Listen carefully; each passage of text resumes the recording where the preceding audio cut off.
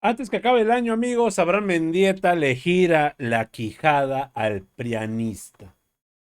Parece ser que le fallaron los números, no calculó bien e intentó atacar con datos, amigos, a Abraham Mendieta, intentando demeritar todos los logros que se han logrado a lo largo de estos 5 años. Y sobre todo, intentando poner en alto el nombre de su candidata. Llegan puntos, amigos, donde ya ellos intentan creerse sus mentiras. No se puede, no lo pueden creer al fin y al cabo. Pero los datos que le da Mendieta lo acaban molestando mucho. No sabemos de dónde sacó sus datos y él dice, los saqué de sus propias fuentes. No es cierto. Es donde empiezan las mentiras. Y siempre que se dan un encontronazo estos dos analistas políticos, el prianista siempre acaba perdiendo. Y este día no fue la excepción.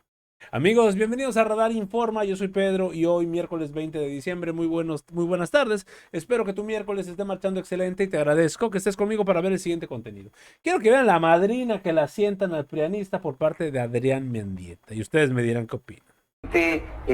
Es un año de muchísima política, de muchas definiciones, de muchas apuestas que después no se consolidaron y que hoy, por ejemplo, de este lado tenemos un Frente Amplio por México que se consolida a pesar de que muchos buscaron separarnos, buscaron dividirnos, le apostaron a que no íbamos a estar juntos ahora rumbo a esta elección.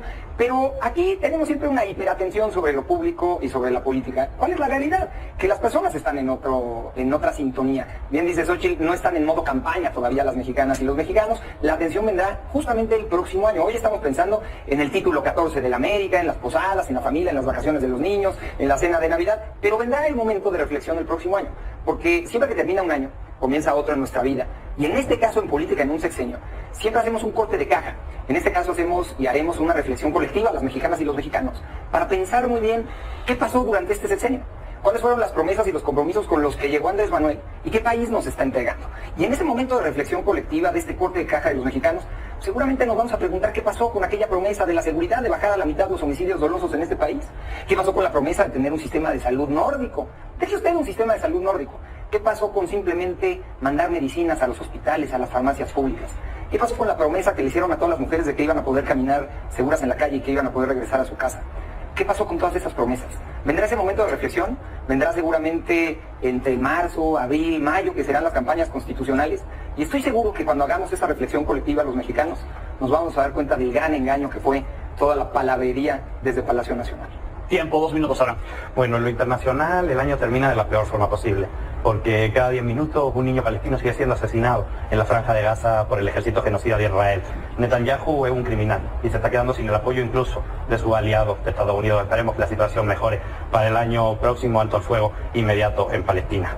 Y en lo nacional, bueno, la economía mexicana cierra por todo lo alto, por encima incluso de las previsiones que se hicieron a inicio de año. Está creciendo la economía mexicana casi al 4% anual, ¿no? Y pues la verdad es que México tiene herramientas para que ese crecimiento siga. Hace unos días nada más se inauguraba el primer tramo del Tren Maya, se inauguraba también el aeropuerto internacional de Tulum, la presa Santa María en Sinaloa, el acueducto del Cuchillo 2 en Nuevo León, la presa del Zapotillo en Jalisco, la primera parte de agua saludable para la laguna, el mega almacén de medicinas. La verdad es que las y los mexicanos se están acostumbrando a algo muy bueno, y es que el gobierno, el poder, cumple sus promesas frente a ellos, que cuando prometían una refinería construían una barda. Acá hay un gobierno que cumple su palabra. Y yo retomo las palabras de Paul, que decían que las y los mexicanos tendrán que hacer una reflexión sobre el pasado y el presente, a ver cuándo estaba mejor. Y yo creo que los mexicanos van a valorar que hoy hay un gobierno que cumple sus palabras, que hoy hay un gobierno que pone en el centro a los más humildes, que ha reducido en 8 millones el número de pobres en este país, un país que sigue teniendo problemas estructurales en temas fundamentales como la violencia, pero por primera vez en varios sexenios se reduce el porcentaje de homicidio y de actos delictivos. El país tiene rumbo, tiene salida, y por eso vienen unas elecciones previsibles. Sigue la 4T un sexenio más. Tiempo, no te replica, por favor. Bueno, pues le gusta mucho hacer matemáticas, pero sobre otras latitudes, en otros países y en otros continentes. Pero también puedes hacer matemáticas aquí. Aquí en este país, lamentablemente, el sexenio que nos van a entregar deja que en México cada 15 minutos violan a una mujer. En este país, 10 mujeres que salieron hoy en la mañana de su casa no regresaron porque un cobarde decidió asesinarlas durante el día. En este país, Abraham, aquí haz las cuentas, matan a 100 personas todos los días.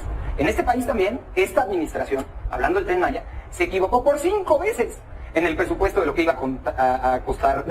Imagínate que tú me contratas para hacer una casa, te voy a cobrar $1 millón, llego 2 semanas después y te digo, oye, costó $5 millones, 5 veces más. Bueno, pues qué ineptitud, le dirías al arquitecto, a la arquitecta. Pues ese tamaño es la ineptitud de este gobierno para presupuestar su obra pública. Tiempo. Yo no contrataría a un opositor para construir nada, pero mucho menos una casa, porque viendo lo que el panismo ha hecho en la delegación, 5 veces más, mucho menos viendo lo que el panismo ha hecho en la delegación Benito Juárez, construyendo edificios ilegales de manera sistemática, lo último que contrataría yo a un opositor para construir una casa. Entonces hay que contratarlos a ustedes para el Hay algo que creo que no has querido entender a lo largo de este sexenio que llevamos debatiendo. Y es que el pueblo no es tonto. Y Andrés Manuel tiene casi un 80% de aprobación ciudadana en todas las encuestas. Y eso por un motivo, porque la gente confía en cómo Andrés Manuel resuelve, en cómo Andrés Manuel construye, en cómo Andrés Manuel gobierna. Y eso tiene un correlato electoral. Muestra de ello es que Xochitl Gálvez está en las encuestas en un 15-20%. Y lo reitero, perdón, pero no les emociona ni a ustedes Xochitl Gálvez. Es la peor candidata que pudieron poner.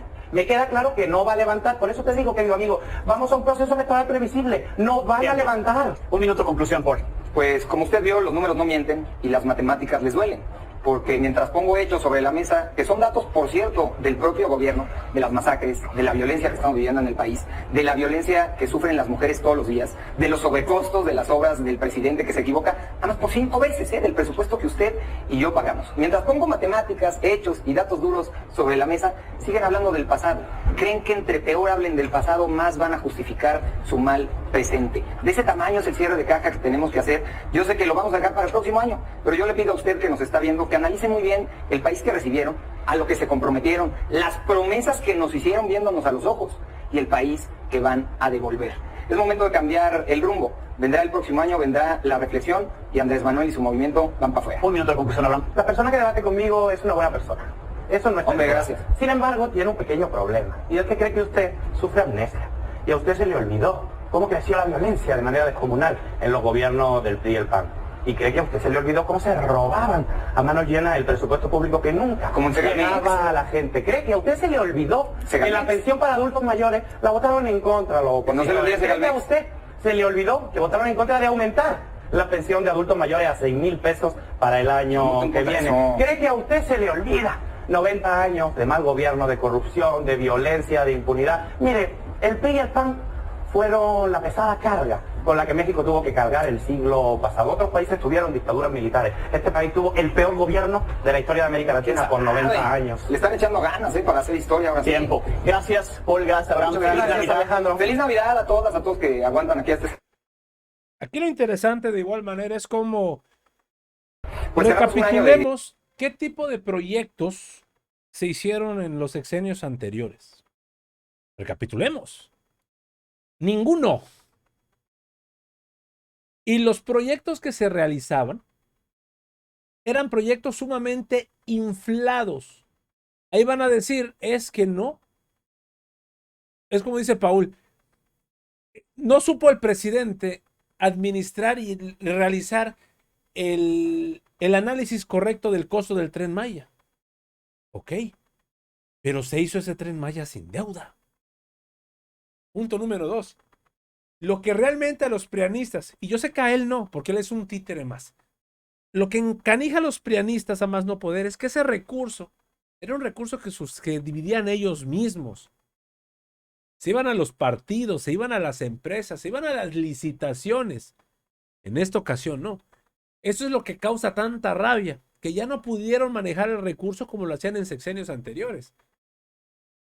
Si se elaboraron 3 megaobras en un sexenio, imagínense, amigos, cuántas megaobras ya hubieran existido si hubiera ganado el presidente desde que debió haber ganado cuando Calderón le robó la presidencia, solamente para que se imaginen. Pero bueno, le dan su Navidad a Paul Hospital para que se vaya a descansar calientito.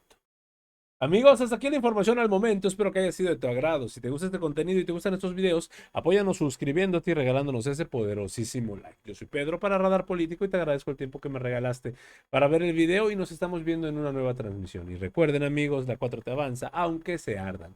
Que sigas teniendo un excelente día.